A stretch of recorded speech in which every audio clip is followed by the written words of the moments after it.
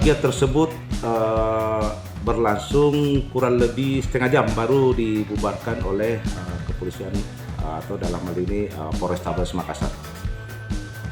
Itu di video memang ada pelanggaran protokol kesehatan memang Betul karena setelah Polsek Rapocini dan Polrestabes mendapat pengaduan dari masyarakat, setelah kita datangi memang terdapat ada beberapa pesertanya yang sementara pada saat itu tidak ada yang tidak menggunakan masker ataupun menjaga jarak. Sedangkan pada saat kegiatan ini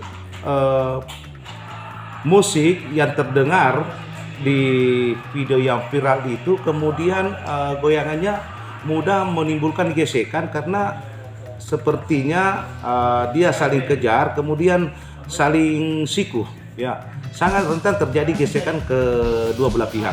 Langsung kita bubarkan saja ya dengan memanggil ketua panitia, kemudian kita tidak tinggalkan sebelum bubar atau bersih di lokasi yang dimaksud. Ada sanksi dari panitia? Kalau dilihat karena kegiatannya ini spontanitas dan tidak ada, langsung saja kita bubarkan dan dia menerima bagus. Ada yang diamankan?